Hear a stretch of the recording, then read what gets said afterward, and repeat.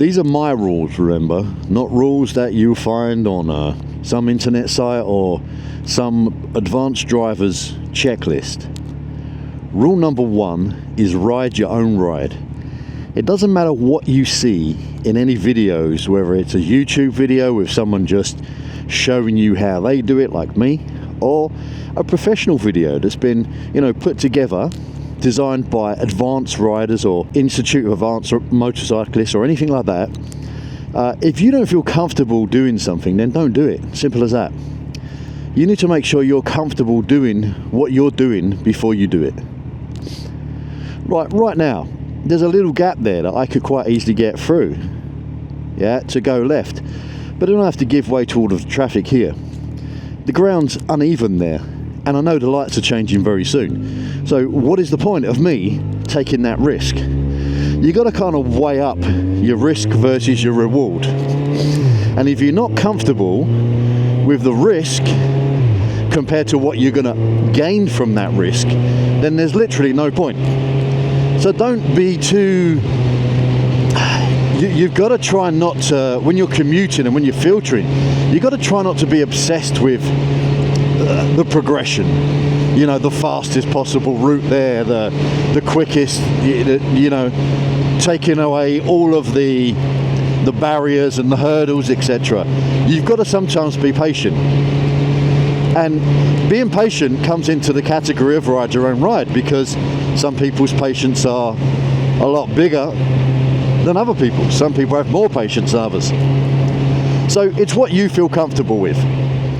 So ride your own ride is rule number 1. And that you can bring so much into that. You can bring so many different things into ride your own ride.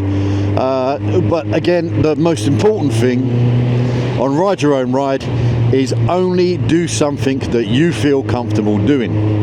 I think that's the biggest point to make. Whether it's speed related, whether it's a certain maneuver, whether it's taking a certain risk, ride your own ride.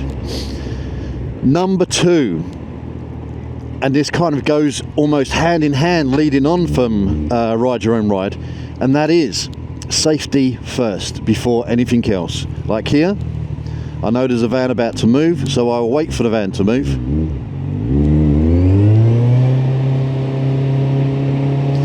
I will say thank you to him, but he did see me, he did move, or maybe his passenger said, there's a bike here.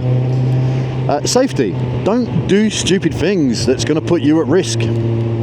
But at the same time, safety is more important than anything else. It's more important than anything else. And for me, again, you make your own mind up on this one, but for me, safety is more important than legality.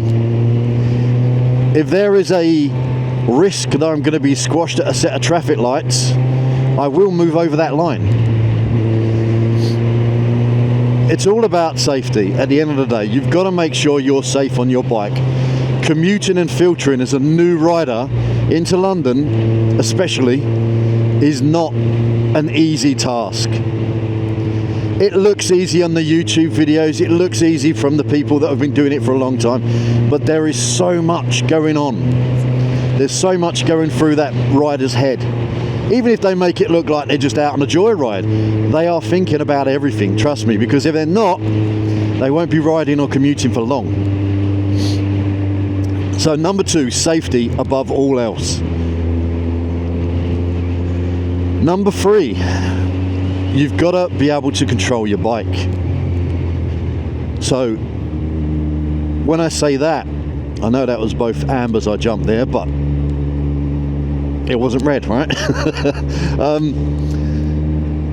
Bike control is a big one, and I'm not talking about bike control while filtering at speed. I'm talking about slow maneuvers, slow speed maneuvers, right? And we will see this later on when we get into city traffic.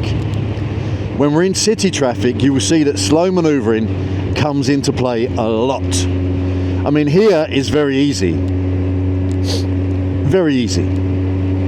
So get yourself in the car park, get yourself down, do your slow maneuvers, practice your figure eights, practice your you know, your cornering, practice your slow speeds. You want to be able to go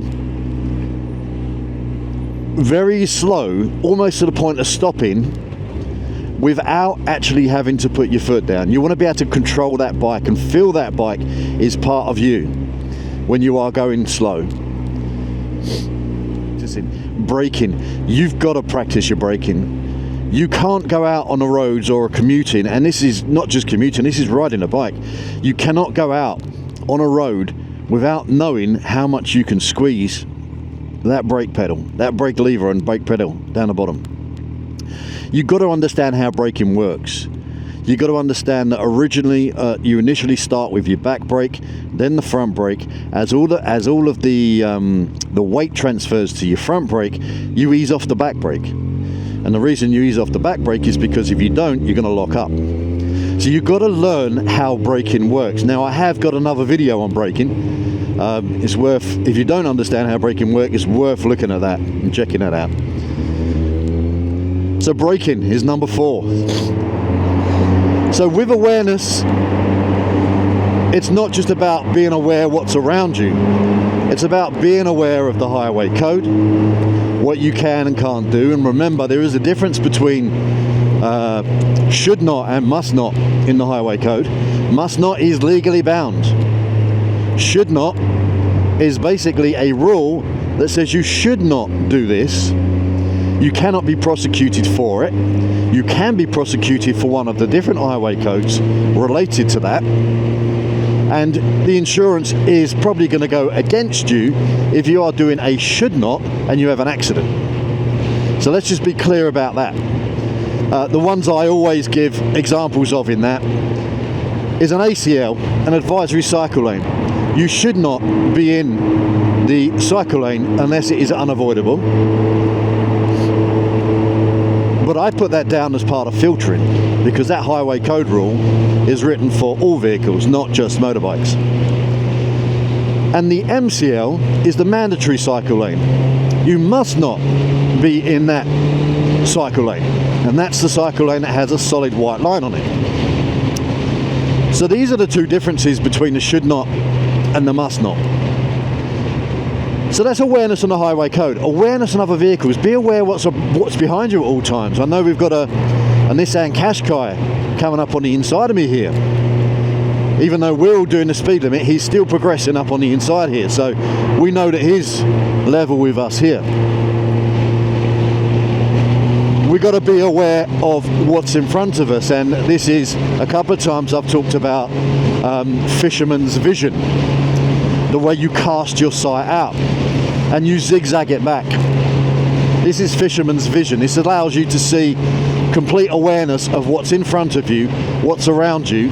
It picks up signs, road condition, vehicles, everything. You've always got to be doing that. Cast your vision out to the furthest point.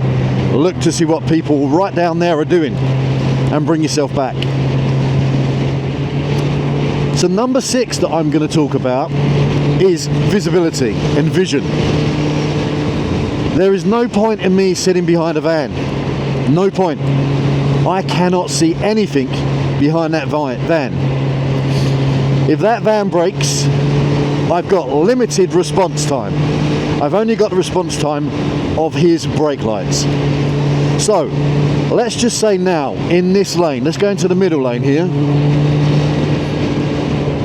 Road position and visibility. So I'm in what we call the center of the lane, which will be known as position 2. On the left hand side of the lane here is position 1, and on the right hand side of the lane here is position 3.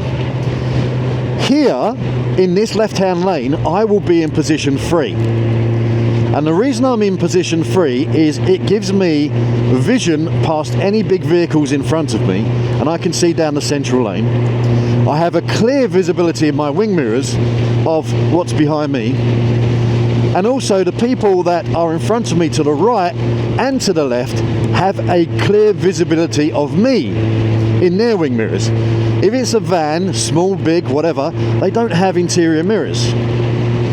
So they're going to rely on their wing mirrors to see you. So you can't be right behind them like most Deliveroo drivers do. You've got to be in this position. So that's road position. Now road position is also useful. Let's just say we're on a country lane here and we've got block vision, we're turning right. I'm going to be in position 1. Why am I going to be in position 1? Because it gives me a better field of vision around that corner. Now we're moving to a left-hand turn. I'm going to move myself into position 3.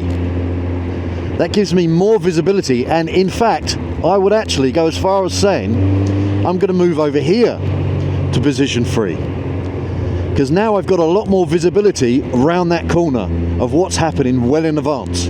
If I was in lane 1 or position 1 on that lane, I would have very restricted visibility, especially behind this van. So those are my 6 top tips for commuting and filtering into London. If you enjoyed the video, please give us a thumbs up, leave a comment. I always respond to all the comments, and if you like what you've seen, subscribe to the channel. In the meantime, ride safe, but have fun.